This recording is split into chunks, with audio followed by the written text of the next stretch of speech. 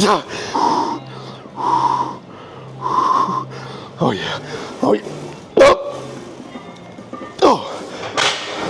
So back with another training video. Today will be our quad focus leg day, which is the shorter leg day, shorter than the one y'all seen before this. But usually I don't warm up on the treadmill. I usually just like roll out with a foam roller, like a rigid foam roller, and then get right into the session. But someone is just sitting on the machine, so I have nothing else to do. So I'm just gonna walk on this for as long as it takes. So yeah, this session will be extensions, hack squats, leg press, and then adductor, lying dumbbell, hamstring curl, superset, and then calves. So the same session that y'all seen in previous videos, just same shit, same training, same mad dog, day in, day out. So just gonna warm up on the treadmill here for a little bit until our friend decides to get off the machine, and then we'll get into it. So, all right, get into our first movement, extensions. As always, I'll run 3 sets here. I've started to do like really high rep sets on these first few exercises, especially my hack squats, and I've seen a lot of like benefit because I'm not having to load the first set as much on my hacks. I can do a little bit less weight, more reps, which is honestly harder in my opinion. But like on these extensions also, I've dropped the weight a little bit because there for a little bit I was going heavier. Rep execution kind of got worse and worse as I kept doing that. So I've dropped the weight back a little bit and just increased my rep range. So we'll run 3 sets here of about 15 to 18-ish reps for all 3 sets. And then that 3rd set, I'll run a freaking triple drop set, and then we'll get into our hack squats. So.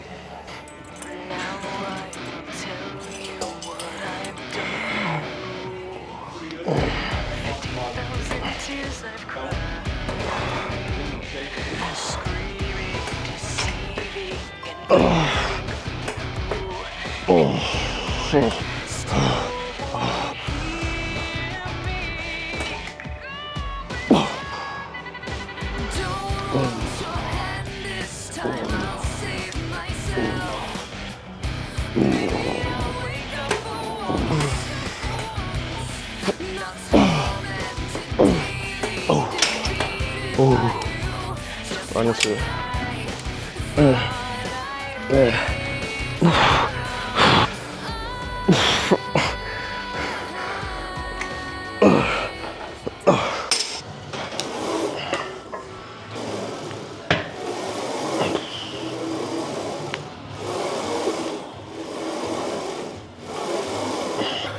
Wanted to find a new way to like progress in the gym and do like a normal stance. I was like getting stopped short at like 370 there for a while, so just change up the feet position and do like a Tom Platz kind of style foot position a little closer in, and just been working on this. So I kind of use this first set of hack squats as like my balls to the walls. I don't really pay too much attention to my obviously I keep my form in check, but I'm not thinking about it. Like I just want to find a rhythm and just it's like I call it like a mental health set. You just want to go as hard as you fucking can for one set of workout.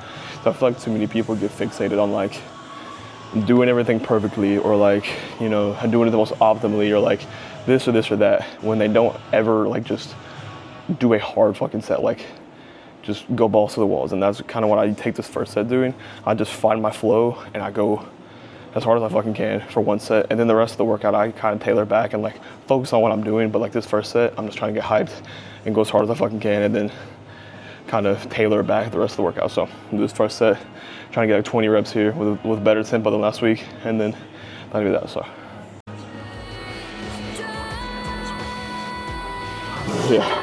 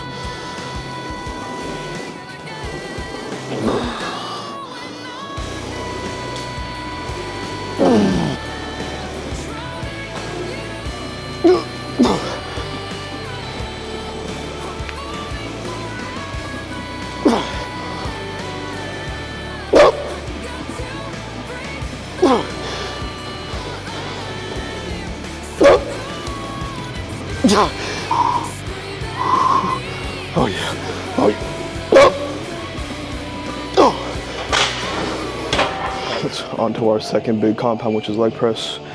Been really focusing on my depth here. I've noticed that like the more I work on my depth, the better my legs do feel. It's just, man, keeping good depth for a whole set of for leg press is like mentally really fucking tough. But that's what I see my legs work the best, or most people's legs feel the most worked on is when they get really good depth. It's just, sometimes whenever I focus too much on depth, I don't focus enough on like, keep my heel planted. And like I mentioned in the last video, the better you keep your heel planted, the more knee flexion you can get. The more knee flexion you can get, the better quad growth you'll end up eventually having. But just kind of two things you need to focus on when you do leg press and shit like that. A few other guys, you know, ask like what things should they like look for or note or cue whenever they're cutting. And I think the number one way to gauge good progress on a cut is if you are losing weight, but your strength is maintaining or increasing. That means you are adding muscle and losing fat. That's like the number one gauge for any coach you see, any trainer you see is, are we losing weight? Is the body composition getting better? And is our numbers increasing? That's why it's important to log your lifts. That's why it's important to be checking off your meals every day. So you know that, okay, I leg press 4 plates this week for 15. Next week, or now I'm leg pressing 4 plates for 17 and I lost a pound of weight. That is like the perfect sweet and salty combo. You want to be losing weight. It doesn't have to be a lot of weight every week. Honestly, in my opinion, it shouldn't be a lot of weight every week, but you should be losing weight and gaining strength. That is when you know you've found your like ideal macros and your ideal diet to fuel your training, increase performance, but be losing fat at the same time. If you can push and pull with that and find the right gauge for both, that is like your perfect recipe. And that's why I think it's good to get a coach, so you can just worry about the training and the eating and let a coach focus on all that, so you don't have to do both. There's not a lot of people that can do both and be officially good at both. Like the only people that I know that can do that is like John Jewett. I think Quentin Beastwood coached himself this year, and a few others do, like bodybuilders, but just not a lot of people can manage both. That's why I got a coach. He tells me what to do, I shut the fuck up and I do it. I make progress. And you can do the same. You want to make progress, you hire someone to do it, they give you the info, you shut up and do it, you make progress. As simple as that. But good depth.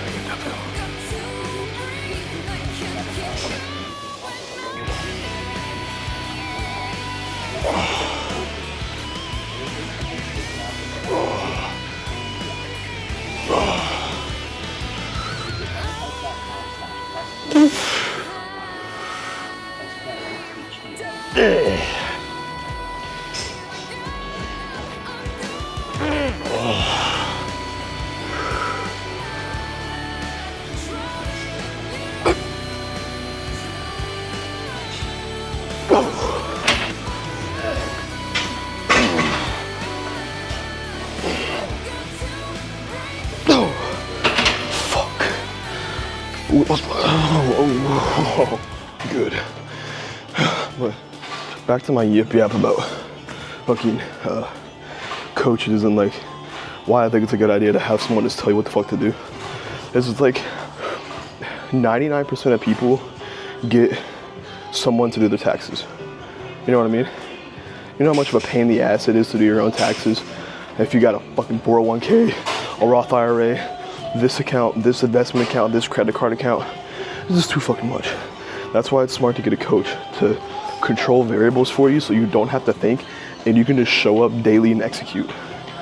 You know, a lot of y'all will bitch and complain about paying for a coach and yet spend 40 bucks a month on fucking like the Xbox pass, 50 bucks a week eating out, this and this and that, but you won't invest a little bit of money in your health. Like, and you wonder why you're a fat piece of shit. It's because you don't invest your money in the right things, you know what I mean? So it's just like, what do they call it? A tax person, whatever. You know, it's the same thing as a coach. Just have someone control the variables for you. You show up every day and execute. You make progress. Hopefully it tracks my face.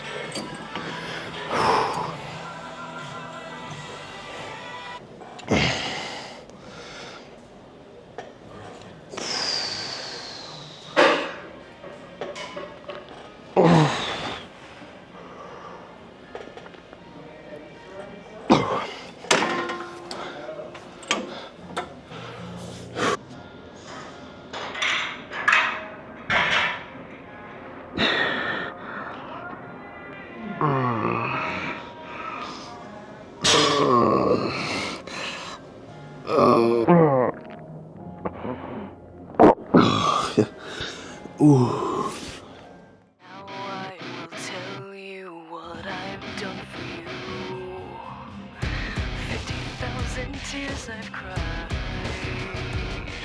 screaming, deceiving, and bleeding for you. Yo, is the mic on? Yes, it is. All right, session's wrapped up. Did a little posing, had some client stuff to do at the end of my session, so that got prolonged a little bit. But session's good, wrapped up. That was a good workout. You know, I just think, man, it is fun to progressive overload methods when you're training. You know, following your logbook. But it is also fun just to bust your nuts and get in there and work. I think that you need to have a mix, like a mix of the two. Like have your solid compounds that you're really holding yourself a standard to. I think that's the main thing that you should take away from this, is that you need to have a standard way to always progress, but don't get so married that you have to progress every little lift, every little set, every single week. I think it's smart to have like 2 or 3, 4 good exercises that you are holding yourself accountable to progress every week. And then the rest kind of just, you know, work your balls off. But if you don't progress it every single time, don't kill yourself. I've gotten into a rhythm where, like, if I don't progress every single set, I will go home pissed. I will go to work mad. And it's like, it doesn't have to be like that. But anyways, wrapping up the session. It was a good session overall. Not too much, not anything's changed from the last time y'all saw this leg day. Just same old training, same old thing, same old, you know. Basically, our truck talk today is gonna be kind of extending a topic I talked about last video, which was the more you do something, the better you will become at it. I have come to realize that answers to what and how and whatever you want to do is always found in action. So let's say you're trying to figure out, like, let's take me for example. I'm trying to figure out how to really like understand titrating people's diets, you know, figuring out where the best macro point for Joe's gonna be, and then figuring out the same thing for Sally over here. And there is no answer to that you can just formulate up. You have to get into action and start doing things to figure it out.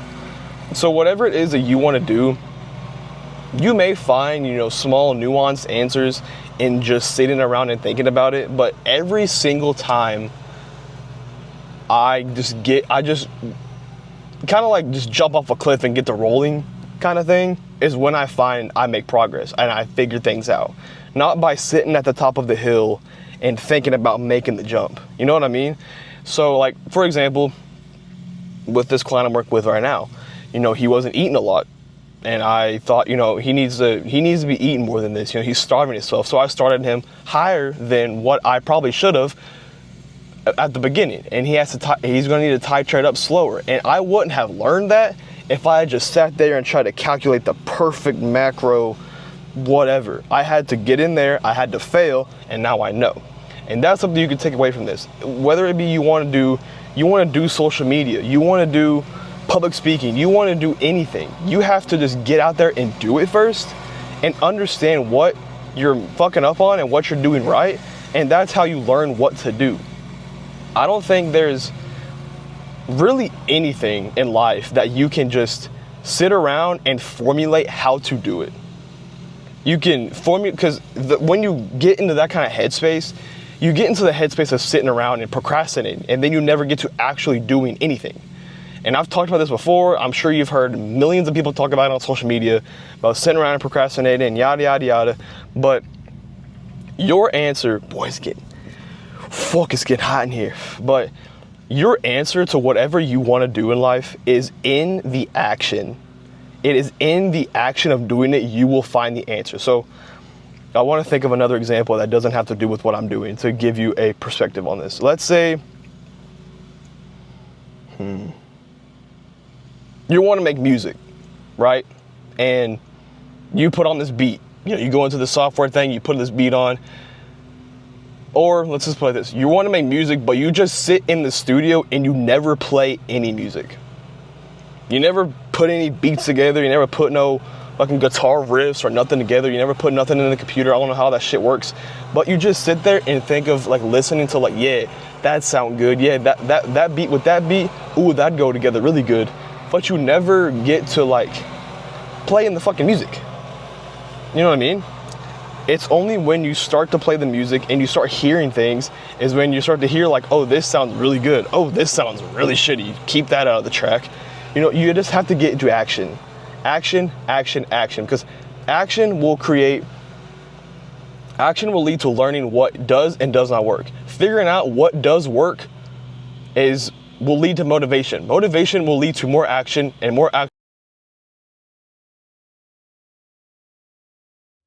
I don't know what happened to my camera. I guess it overheated or something, but I don't know where I left off at. But essentially, the whole message that I dispute about was just, if you're looking for an answer to anything, you are not going to find it just thinking about it. You're going to find it within action and the result that comes from action.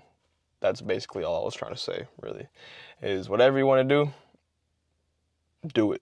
That'll be your answer. But I am starving. I can literally feel my stomach eating itself. So I'm gonna wrap this video up, brother. I'm gonna wrap this video up. Hopefully y'all enjoyed my full day of eating. That was probably a pretty monotonous, boring video, but hopefully y'all enjoyed this one. Let me know what y'all want to see in the next video. Training, more day in the life stuff, full day of eating, whatever y'all want to see. Make sure you tune into my Instagram. That's where I'm more active, Instagram and TikTok. So be sure you're tuned in there. I hope you have a great rest of your day, weekend, week, month, year, great life. Be sure you thank God today for everything that He's blessed you with, brother. And I'll see you in the next one.